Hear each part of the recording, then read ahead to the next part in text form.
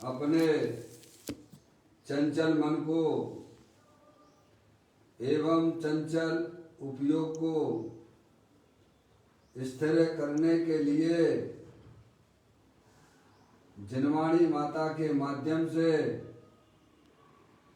अपनी वर्तमान ज्ञान की पर्याय में सम्यक भेद ज्ञान उत्पन्न करते हुए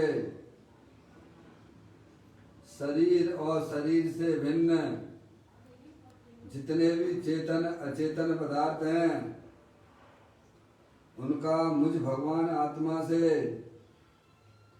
किसी भी प्रकार का कोई संबंध नहीं है।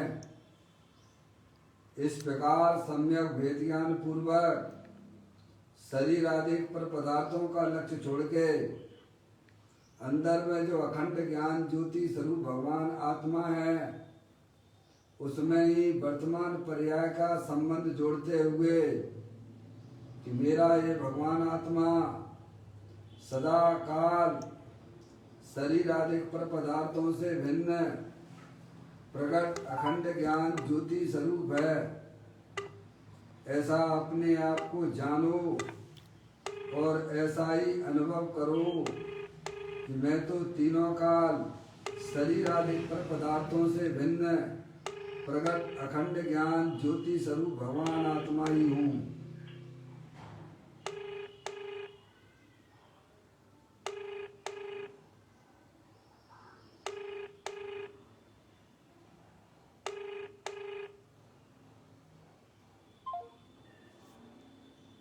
इसी प्रकार से संसार अवस्था में आत्मा की पर्याय में जो विविध प्रकार के पुण्य पाप के परिणाम होते हैं वे समस्त परिणाम पर के लक्ष्य से होने वाले भाव हैं। वे हमारे आत्मा का स्वभाव नहीं है। ऐसे समस्त रागादिक परिणामों में एकत्व बुद्धि, ममत्व बुद्धि, कर्तृत्व बुद्धि, भोक्तृत्व बुद्धि तथा उन रागादिक परिणामों की ज्ञाता बुद्धि को भी छोड़ते हुए अंदर जो अखंड ज्ञान ज्योति स्वरूप भगवान आत्मा है जो कि तीनों काल पूर्ण वितराग स्वरूप है, सुख शांति का भंडार है।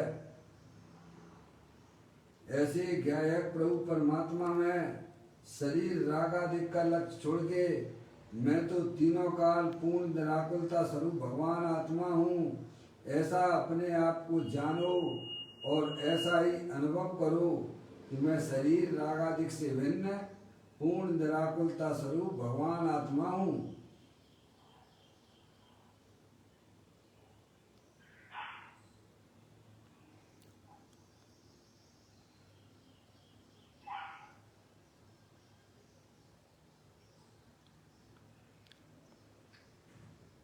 इसी प्रकार से संसार अवस्था में आत्मा की पर्याय में जो पर के लक्ष्य से होने वाला ज्ञान है वह परलक्षी ज्ञान भी हमारे आत्मा का स्वभाव नहीं है, वह तो इंद्रिय जनित ज्ञान है।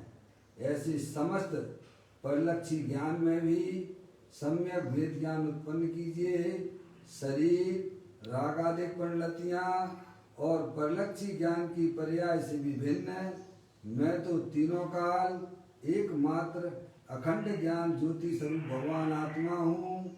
ऐसा अपने आप को जानो और ऐसा ही अनुभव करो कि मैं तो तीनों काल एकमात्र अखंड ज्ञान ज्योति स्वरूप भगवान आत्मा ही हूँ।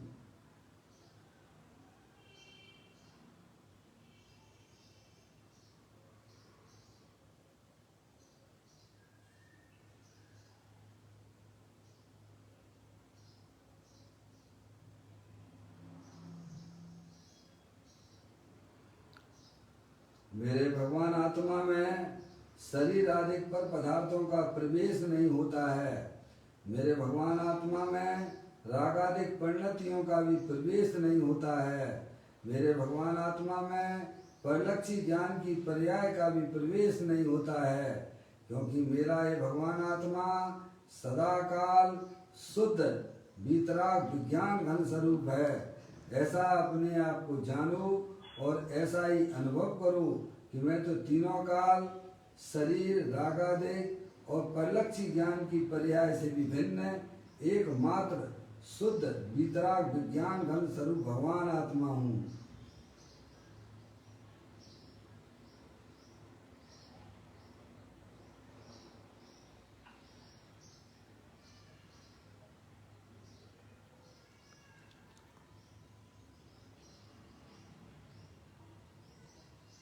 द्रव कर्म भाव कर्म नौ कर्म रहित शुद्धात्म स्वरूपो हम। मेरा ये भगवान आत्मा सदा काल ज्ञानावर्णादि 8 कर्मों से रहित है। मोराग्देश के परिणाम इन मोराग्देश के परिणाम भाव कर्मों से भी मेरा ये भगवान आत्मा तीनों काल भिन्न है।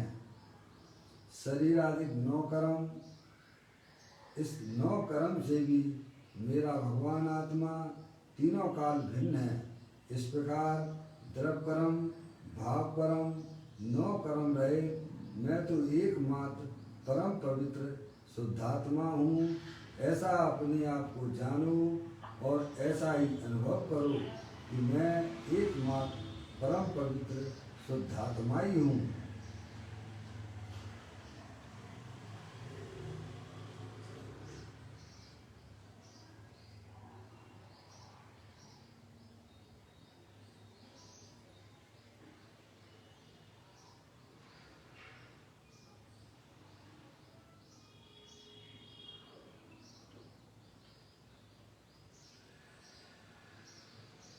ओम नमः सिद्धेभ्यः। ओम नमः सिद्धेभ्यः। ओम नमः सिद्धेभ्यः। चिंतामणि सम स्वयं का चैतन्य तत्वमान है। निज का करूं मैं चिंतवन, निज का करूं श्रद्धान में। शोधा तुम्हारी देव है जो गुणवनंत निधान है।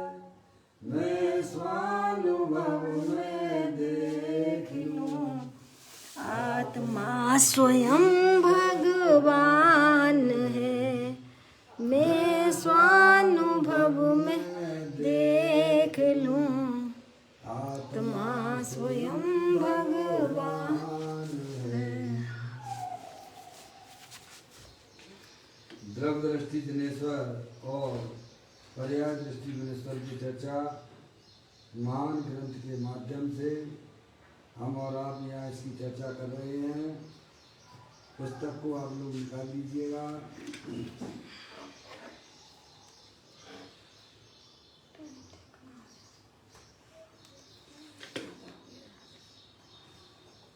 आज का बोल है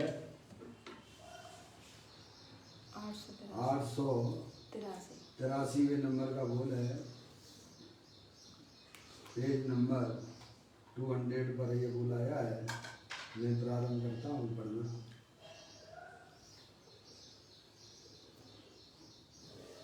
लोग तो ऐसा मानते हैं कि बाह्य में फेर फार कर दें और बाह्य संयोग साधन जुटाकर उनमें से सुख प्राप्त कर लें, किंतु भाई तेरा सुख संयोगों में नहीं है। अरे देखो तो सही, यह सर्वज्ञ की वाणी है। संतों की रचना तो देखो, सर्वज्ञ के मार्ग के सिवा दूसरे का एक अक्षर भी सच्चा नहीं है। दूसरा तो सभी विपरीत हैं। सत्य बात समझने से पूर्व भी गहरे गहरे उसका बहुमान करके जो स्वीकार करता है वो जीव को अन्य विपरीतता का आदर करने वाले जीवों की अपेक्षा तो फेर पड़ा है। भले ही अभी स्वभाव की दृष्टि नहीं प्रकट हुई हो, किंतु सत्य का आदर किया, उसमें भी उतना तो फेर पड़ा है या नहीं।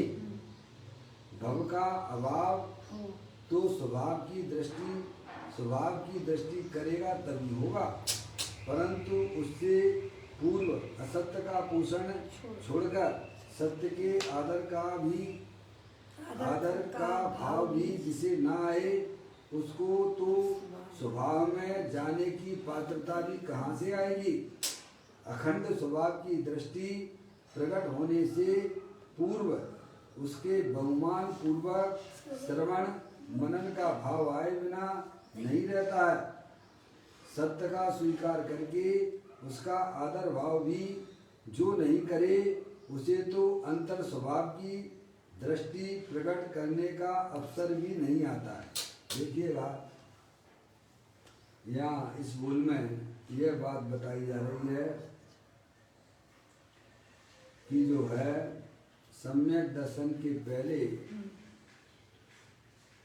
सम्यक के सन्मुख की स्थिति कैसी बनती है, विकल्पात्मक स्थिति में भी जो है किस प्रकार का निर्णय होता है, उसकी बात यहाँ बता रहे हैं। अभी उस आत्मा को अपने आत्मा की अनुभूति नहीं हुई है, लेकिन अनुभूति होने से पूर्व ही उसकी पर्याय में बहुत बड़ा बदलाव आ जाता है। समझ में आया भाई साहब? अन्य अज्ञानी जीवों की अपेक्षा से जिसको अपने सत्य वस्तु स्वरूप का भाई साहब निर्णय हुआ है, अभी उसको अपनी पर्याय में सम्यक दर्शन की प्राप्ति नहीं हुई है, लेकिन उसकी पर्याय में बहुत बड़ा परिवर्तन भी हो चुका है।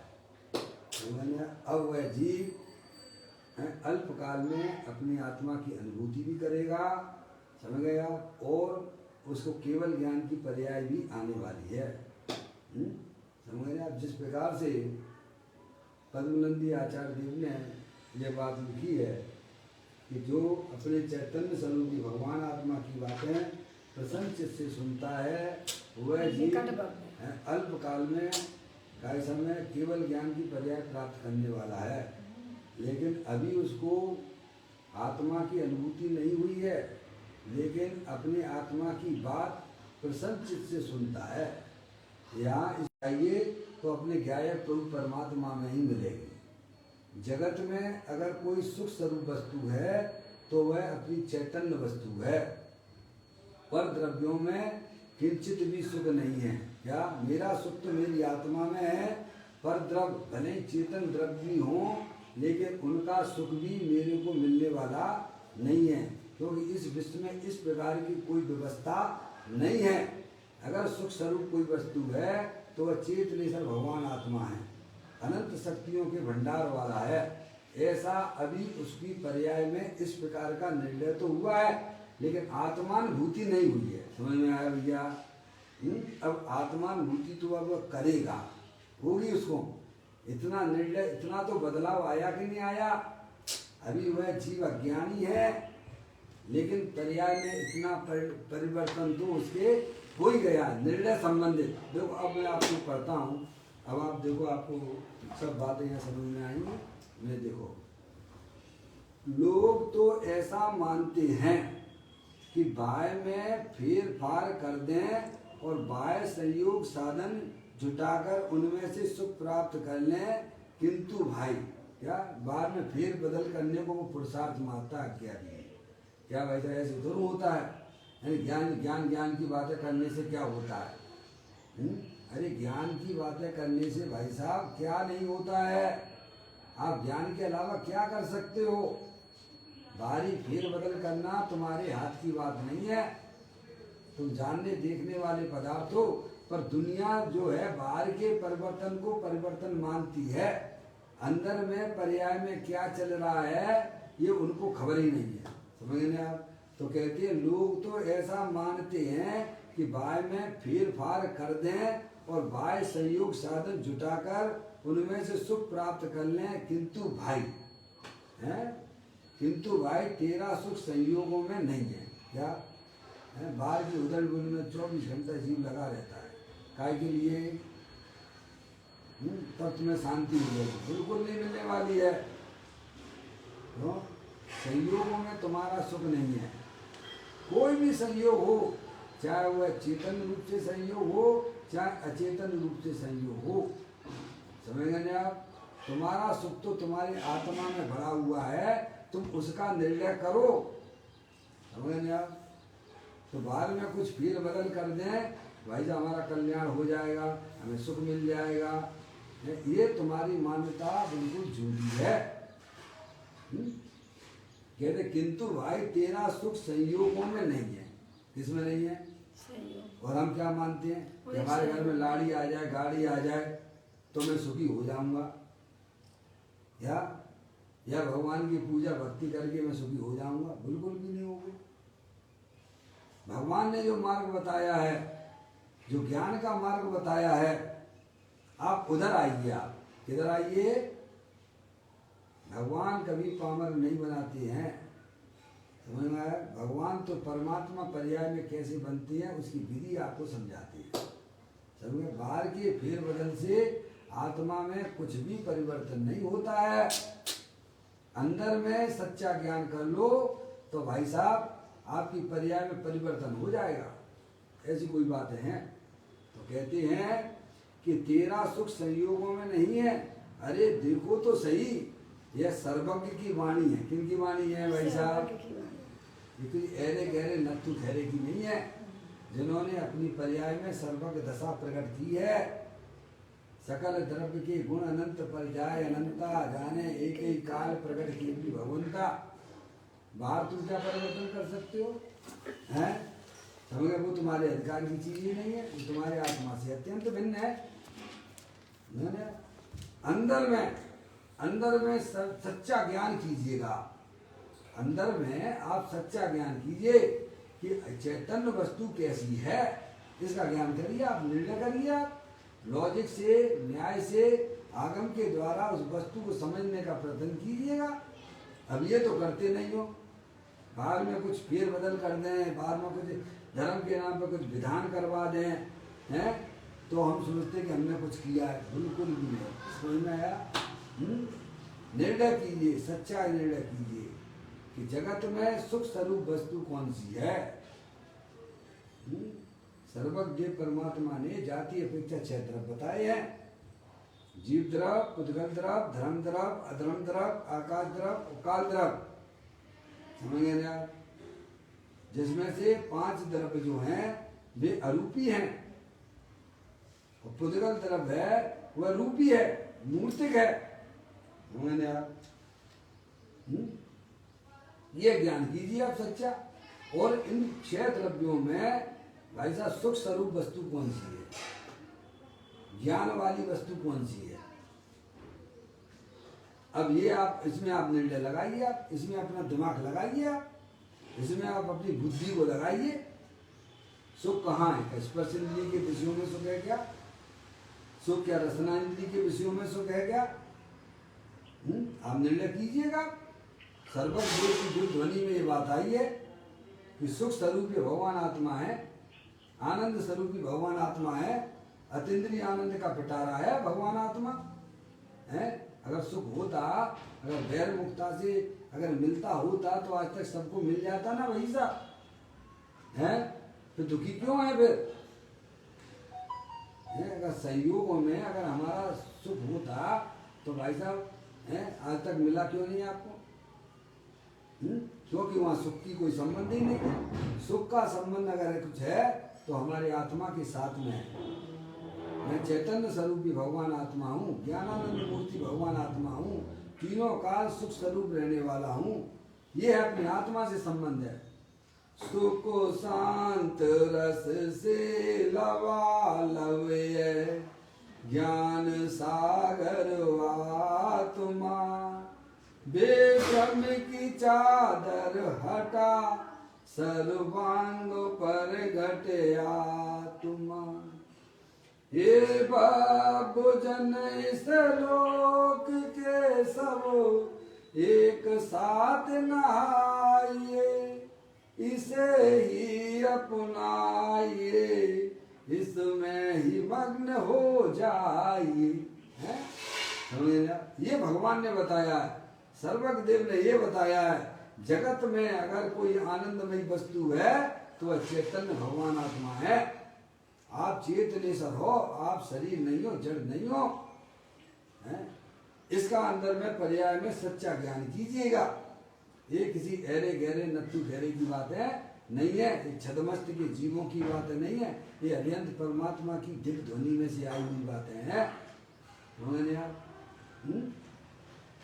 आपको कोई बड़ा व्यक्ति कोई आपको काम दे दे तो आपको उसकी बात का कैसे आदर रहता है। प्रधानमंत्री आपके लिए कोई काम करने के लिए बोले हैं तो आपको उनके प्रति कितना आदर होता है? और हमारे सर्वदेव परमात्मा तो त्रिलोकीनाथ हैं, तीन लोक के नाथ हैं, उनके ज्ञान से ऐसी कोई वस्तु अनजानी रही नहीं है जिसे वे नहीं जानते हैं। अरे भूत की तो छोड़ो, भविष्य की अनंत काल होने वाली पर्याय को भी वर्तमान में जानते हैं।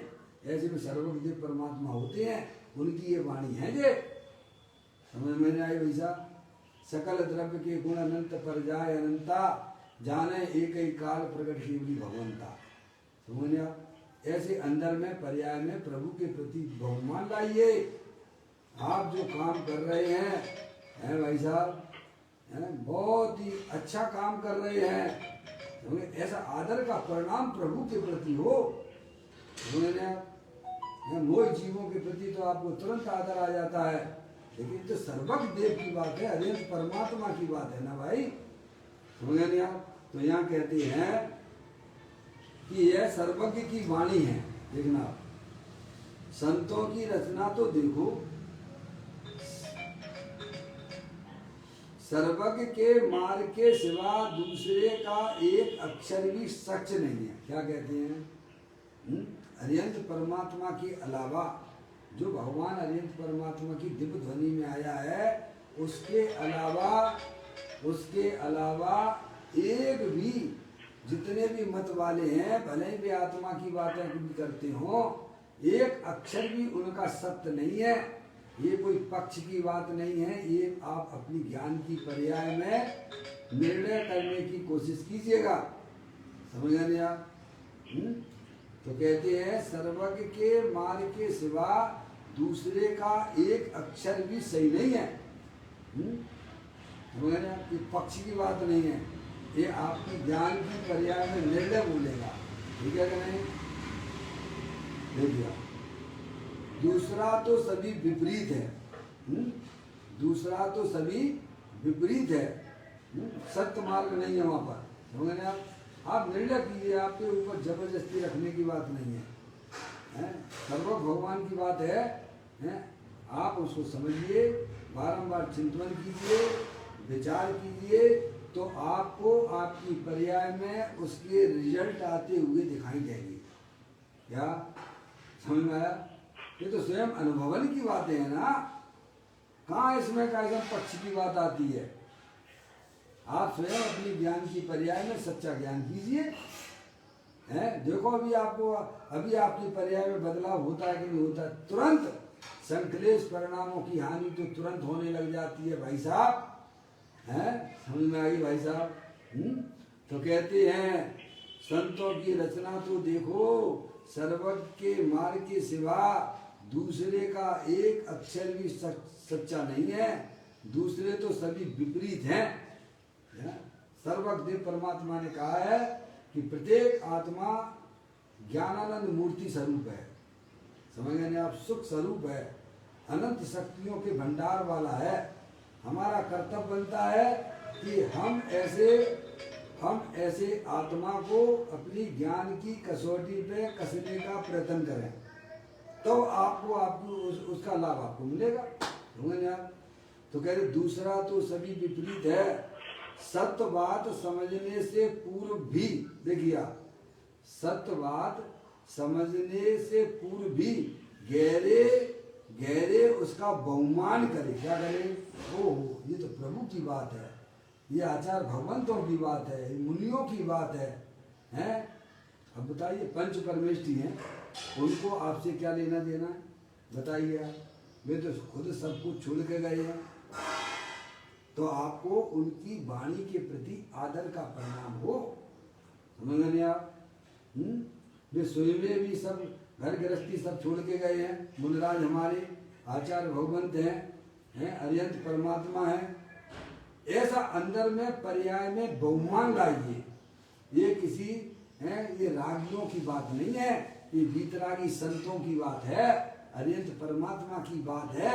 ऐसे अपनी पर्याय में उन पंच परमेष्टि के प्रति बहुमान लाइए आप। समझ आप? तो कहते हैं सत्य बात समझने से पूर्व भी गहरे गहरे उसका बहुमान करके जो स्वीकार करता है वो बिल्कुल प्रभु आपने ऐसा ही कहा है, ऐसे नहीं समझना आया। निर्णय करते जाइए, अंदर में निर्णय करते जाइए कि देखो ये शरीर है, ये जड़ है, जानने देखने की शक्ति से रहित है, और इसमें चेतने से भगवान आत्मा जानने देखने वाला है, वो मैं हूँ। ये राग आदि विविध प्रकार की जो इच्छाएं हर समय होती हैं वे सब उत्पन्न विध्वंसी हैं, वे सब कर्म उदय जनित अवस्थाएं हैं। समझ गए? ऐसे अंदर में उसका बहुमान लाकर गहरे गहरे गहरे गहरे तत्व के अभ्यास डालिएगा। हर समय जो शुभाशुभ परिणाम होते हैं, समझ गए आप, वे पर के लक्ष्य से होने वाले भाव हैं और वे उत्पन्न विध्वंसी हैं, नाश को प्राप्त हो जाते हैं, वे कोई हमारे आत्मा के अंदर भरे हुए नहीं हैं। ऐसा बारंबार उनका गहराई से चिंतन करे, विचार करे, तो आपको वो तत्व की प्राप्ति हो जाएगी। समझ में आया? तो कहते हैं सत्य बात समझने से पूर्व भी गहरे गहरे उसका बहुमान करके जो स्वीकार करता है उस जीव को, देखना है, उस जीव को अन्य विपरीतता का आदर करने वाले जीवों की अपेक्षा तो फेर पड़ा है। अब दुनिया कहे भले ही कुछ भी कहे क्या कि भाई साहब देखो हैं एसी में बड़ा आनंद आता है, तो वो जानता है कि भाई साहब एसी में आनंद भरा कहाँ जो आनंद आता हो, एसी तो स्वयं जड़ है। क्या है? विपरीत बातें करने वाले बहुत से मिलेंगे आपको। स्पर्श इंद्री के भोग करने से आनंद आता है, रसना इंद्री के बढ़िया बढ़िया व्यंजन करने से आनंद आता है, तो कहते तुम मूर्ख हो, एक नंबर के छठे चढ़ाए। क्या? पंच इंद्री के विषयों में किसी में भी आनंद नाम का गुण नहीं है। काय समय मैंने अच्छी तरह से पहचान लिया है कि आत्मा स्वयं आनंद स्वरूप है। आनंद तो आत्मा में भरा हुआ है, आत्मा आनंद स्वरूप है। पंच इंद्रिय के विषय तो जड़ है, उनमें सुख और ज्ञान नाम की कोई गुण भी नहीं है, उनकी बातों को ऐसे भी इग्नोर कर देता है। समझ गए आप? क्योंकि सत्य का उसे निर्णय है। जब तक आप सत्य का आपको आग्रह नहीं आएगा आपके पर्याय में, तब तक उस पर्याय में कोई परिवर्तन आने वाला नहीं है। वो यहाँ ये बात बता रहे हैं, सत्य बात समझने से पूर्व भी गहरे गहरे उसका बहुमान करके जो स्वीकार करता है उस जीव को अन्य विपरीतता का आदर करने वाले जीवों की अपेक्षा तो फिर पड़ा है, जो है भाई साहब पंच इंद्रिय के विषयों से जो सुख मानते थे, अब वह अभी सम्य दृष्टि जीव नहीं हुआ है, लेकिन उसे अपनी पर्याय में तत्व का निर्णय हो गया है। समझ लें आप? अभी उस पर सील लगना बाकी रह गई है। सील तो जब लगेगी जब पर्याय अपने द्रव्य का अवलंबन लेती है, तो उस निर्णय पर सील लग जाती है। पर इतना परिवर्तन तो हुआ कि नहीं हुआ है? जो अज्ञानी जीव पर से सुख मानते हैं, पर से ज्ञान मानते हैं, इतना तो उसकी पर्याय में परिवर्तन हो गया है। भले ही वह पर्याय में अभी अज्ञानी है, अभी आत्मा का अनुभव उसको नहीं हुआ है। देखिए दोबारा से पढ़ता हूं आपको। सत्य बात समझने से पूर्व भी, पहले भी समझने आप, गहरे गहरे उसका बहुमान करके जो स्वीकार करता है, समझे, बारंबार बारंबार प्रभु की बात को सुनकर समझकर अंतर में चिंतन करता है, विचार करता है, ताते जिनपर कथित तत्व अभ्यास करीजिए, संशय विभ्रम मोह त्याग आपो लख लीजिए। ऐसे अंतर्मुखी उपयोग के द्वारा जो गहरे गहरे तत्व के अभ्यास जो अंदर में डालते हैं, समझ गए आप, हैं? उनकी बात करते हैं कि कहते जीवों की अपेक्षा तो फिर पड़ा है। किसको पड़ा है? जिसने सत्य का जिसे की पर्याय में निर्णय हुआ है उसको अंतर आ गया है। अभी वो अज्ञानी है, जो अंदर गहरे गहरे तत्व के संस्कार डाल रहा है, लेकिन अभी वो अज्ञानी है, क्योंकि अभी उसे अपनी आत्मा का अनुभव नहीं हुआ है। लेकिन सुख अपने आत्मा में है पर पदार्थों में नहीं है, ऐसा उसकी पर्याय में इतना तो बदलाव आ गया है। समझ में आया? अब बिल्कुल अज्ञानी जैसा नहीं रहा है। कितना अंतर आ गया है। वह भी अभी तो तत्व का निर्णय कर रहा है, लेकिन अभी उसे अपने आत्मा की प्रतीति, आत्मा का अनुभव अभी नहीं हुआ है। लेकिन उस जीव की पर्याय में भी अन्य अज्ञानी जनों की अपेक्षा से उसकी पर्याय में इतना तो बदलाव आ गया है। क्या है? अभी वो प्योर अज्ञानी भी नहीं है, अभी वह सम्यक दृष्टि जीव भी नहीं हुआ है, और इसके बीच की अवस्था हो सकती है कि नहीं हो सकती है? हैं? थोड़ा बात ना करें, ये बात ना करें। कौन है ये? थोड़ा ध्यान दीजिए। ये बच्चे किसके यहाँ पर है भैया? थोड़ा जरा म्यूट कर लिया करो। आपको अगर बात करना हुआ है तो म्यूट कर लिया करो, है? समझ में आया? क्या कह रहे हैं? अभी वह अज्ञानी जैसा अज्ञानी भी नहीं है, अभी उसकी आत्मा की, अभी उसकी पर्याय में सम्यक दर्शन, सम्यक ज्ञान की प्राप्ति भी नहीं हुई है, लेकिन वह भी अज्ञानी है। तो अभी अज्ञानी जो प्योर अज्ञानी है, जिसे वस्तु स्वरूप का ज्ञान नहीं है, और जिसे वस्तु स्वरूप का ज्ञान हुआ है वह भी अज्ञानी है, क्योंकि आत्मा का अनुभव नहीं है। तो दोनों की, अज्ञानी जो प्योर अज्ञानी है और अभी जिसने निर्णय किया है, तो दोनों अज्ञानी की पर्याय में बदलाव है कि नहीं है? क्या भाई साहब? तीन तरह के जीव हो गए। एक तो जिस जीव को अपनी आत्मा का अनुभव हुआ है वह सम्यक दृष्टि जीव है। एक प्योर अज्ञानी है जो पंचेंद्रिय के विषयों में मस्त हो रहा है, और एक जो है पंचेंद्रिय के विषयों को जान गया जिसमें सुख नाम की कोई चीज नहीं है। सुख तो भगवान ने सर्वज्ञ देव ने कहा है अपनी आत्मा के स्वरूप में है, आत्मा स्वयं सुख स्वरूप है। उसने अपनी ज्ञान की पर्याय में निर्णय किया है, लेकिन अभी उसको अभी आत्मा का अनुभव नहीं हुआ, तो वह भी अज्ञानी है। क्या वैसा? ऐसे अज्ञानी जीव की पर्याय में भी बदलाव आ गया है। वो बात यहाँ इस लाइन में कही गई। देखो, सत्य बात समझने से पूर्व भी गहरे गहरे उसके बहुमान करके जो स्वीकार करता है, उस जीव को अन्य विपरीतता का आदर करने वाले जीवों की अपेक्षा तो फिर पड़ा है। भले ही अभी स्वभाव की दृष्टि नहीं प्रकट हुई है। समझ गए यार? इतना तो अंतर उसके में आ गया। ये बीच वाली अवस्था आ गई है। प्योर अज्ञानी भी नहीं है, लेकिन तत्व का निर्णय है, अज्ञानी भी नहीं हुआ है, इतना तो उसकी पर्याय में बदलाव आ गया। उसकी बात यहाँ की जा रही है। कहते हैं उस जीव को अन्य विपरीतता का आदर करने वाले जीवों की अपेक्षा तो फिर पड़ा है। भले ही अभी स्वभाव की दृष्टि नहीं प्रकट हुई है वो, किंतु सत्य का आदर किया उसमें भी उतना तो फिर पड़ा है या नहीं? वे प्रश्न पूछ रहे। बोलो, अंतर आया कि नहीं आया? अन्य अज्ञानी जीवों की अपेक्षा से जिसने तत्व का निर्णय किया है कि चैतन्य स्वरूपी भगवान आत्मा जो सर्वज्ञ देव के द्वारा बताई गई है, वह वास्तव में सुख शांति अपने ज्ञायक प्रभु परमात्मा में है, पर पदार्थों में सुख नहीं है।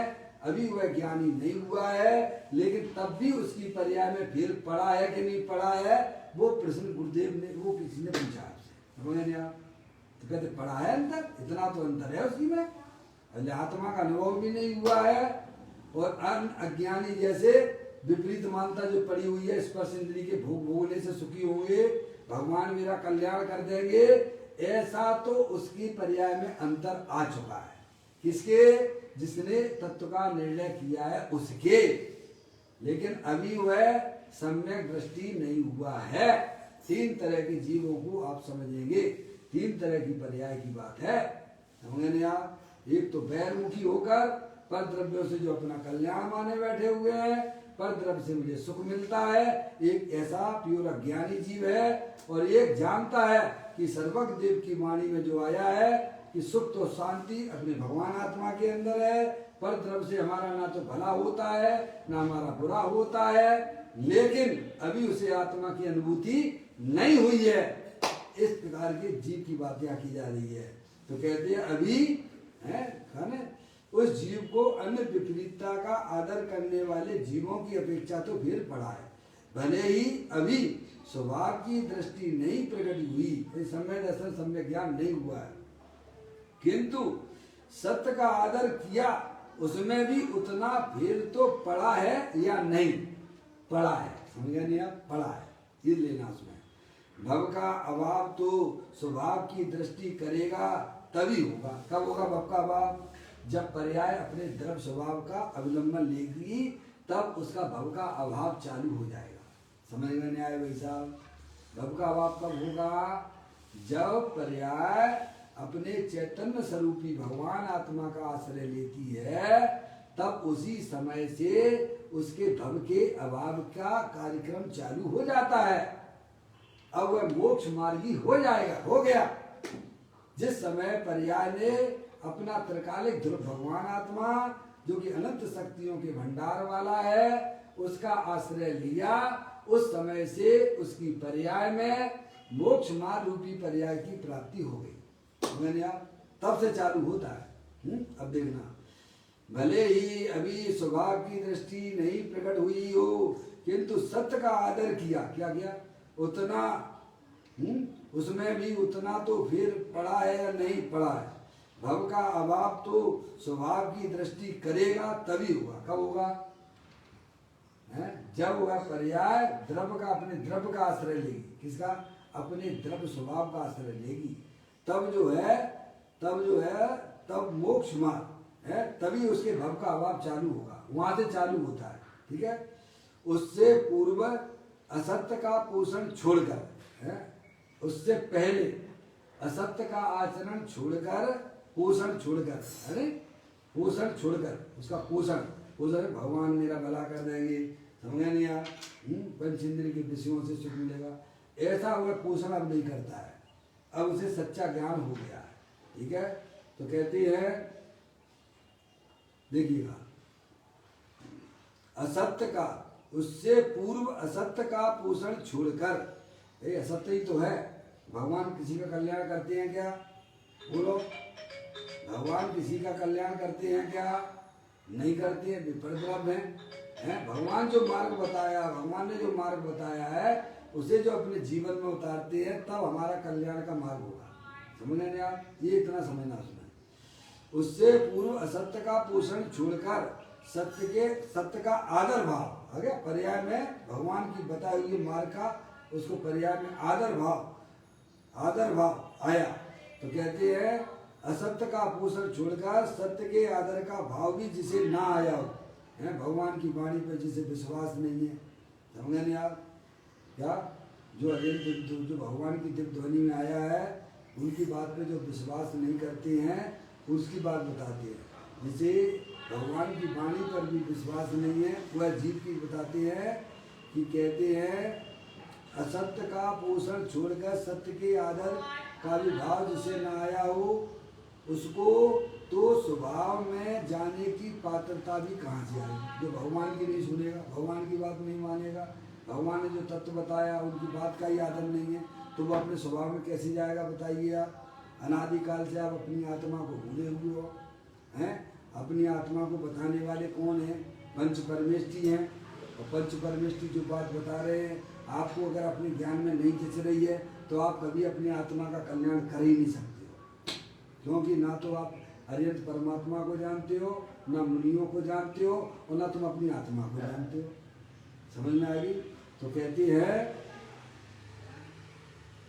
उससे पूर्व असत्य का पोषण छोड़कर सत्य के आदर का भाव भी जिसे न आए, उसको तो स्वभाव में जाने की पात्रता भी कहाँ से आई? बताओ। प्रभु की वाणी का जिसे बहुमान नहीं है, आदर नहीं है, हैं? तो वो भगवान की बात को कैसे स्वीकार करेगा? और भगवान की बात को स्वीकार नहीं करेगा तो भगवान ने तो आत्मा का स्वरूप बताया है, तो वो अपनी आत्मा में उसे आत्मा की प्राप्ति कैसे होगी? समझ रहे हैं? तो कहते हैं वह कभी भी पात्र नहीं हो सकता है, कभी भी वह अपनी आत्मा का अनुभव नहीं कर सकता है। अखंड स्वभाव की दृष्टि प्रकट होने से पूर्व, क्या सम्यक दर्शन होने से पूर्व, अखंड स्वभाव की दृष्टि प्रकट होने से पूर्व उसके बहुमान पूर्वक श्रवण मनन का भाव आए बिना नहीं रहता है? समझ गए आप? पहले है उस जो तत्व भगवान ने बताया है उसका हमारी पर्याय में बहुमान आना चाहिए, और बिना बहुमान आए बिना किसी भी जीव को अपने आत्मा के स्वभाव की प्राप्ति नहीं हो सकती है। और जहाँ अपने आत्मा की प्राप्ति पर्याय में नहीं होती है वह जीव 4 गति 84 लाख योनियों में ऐसे ही जन्म मरण करता रहेगा। समझे आप? पहले प्रभु की वाणी पर आपको अंदर में विश्वास है, विश्वास आना चाहिए, बहुमान आना चाहिए, तब आपको आपकी पर्याय आपकी ज्ञाय प्रभु परमात्मा की तरफ बढ़ेगी। समझे आप? तो कहते हैं अखंड स्वभाव की दृष्टि प्रकट होने से पूर्व, पहले सम्य दर्शन होने से पूर्व की बात बताई, उसके बहुमान पूर्वक श्रवण मनन का भाव आए बिना नहीं रहता है। जिसे अपने स्वभाव की प्राप्ति करनी है उसे सबसे पहले प्रभु ने जो मार्ग बताया है उसको पर्याय में बड़ा उसका आदर होता है, बहुमान होता है, तब उसे अपनी आत्मा की प्राप्ति होती है। सत्य का स्वीकार करके उसका आदर भाव भी जो नहीं करे है, सत्य का स्वीकार करके उसका आदर भाव भी जो नहीं करे उसे तो अंतर स्वभाव की दृष्टि प्रकट करने का अवसर भी नहीं होता है। समझ गए आप? अगर आपको अपनी आत्मा का आनंद लेना है, अतीन्द्रिय आनंद लेना हो, पर्याय में होने वाले समस्त दुखों का अभाव करना हो, मोह राग देश को पर्याय में से अलग करना हो, तो सबसे पहले प्रभु ने जो मार्ग बताया है उस मार्ग को अपने ज्ञान की कसौटी पे कसने की कोशिश कीजिएगा। और आप अगर ऐसा नहीं करोगे तो कभी भी प्रभु ने जो मार्ग बताया है वह मार्ग आपको कभी भी प्राप्त होने वाला नहीं है। समझ में आया? इस प्रकार से बड़ी सुंदर बात यहाँ की गई है। जब तक हम अरिहंत परमात्मा की बताई हुई बातों का हमें अंदर में उनकी तत्व का बहुमान नहीं आता है तो ये समझ लेना चाहिए आप जो है अपने आत्मा को प्राप्त करने वाले नहीं हो। आत्मा की प्राप्ति प्रभु के बहुमान पूर्वक ही होती है। आत्मा अनुभव होने से पूर्व प्रभु के द्वारा जो बताया गया तत्व है उस तत्व का बहुमान हमारे हृदय में हमारी ज्ञान की पर्याय में आना चाहिए। तब उसके बाद ही वह आत्मा ज्ञानी होता है, तब वह सम्य दृष्टि जीव होता है, तब वह अपनी आत्मा का आश्रय लेकर ज्ञानी होता हुआ केवल ज्ञान और मोक्ष रूपी पर्याय का प्राप्त करने वाला पात्र जीव होता है। इस प्रकार से इस बोल को हमें समझने का प्रयत्न कीजिए, करना चाहिए। अभी अपना समय हो गया। निज निधि निज में बताई ये अनंत अनंत उपकार है, उसके लिए जिन वाणी माँ को वंदना सतवार है, वंदना सतवार है। 9वां नमोकार मंत्र।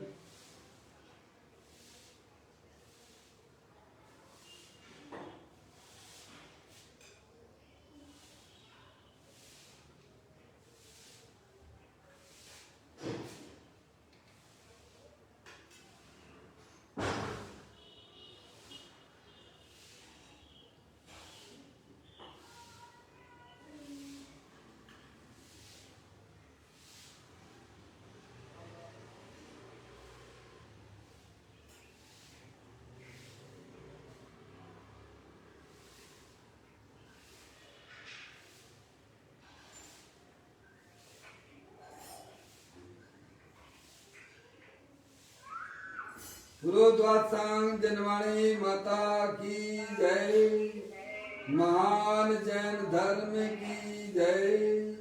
सभी साधर्मी आत्मार्थी बंधुओं को सादर जय जनेन्द्र, जय जनेन्द्र, जय जनेन्द्र, जय जनेन्द्र।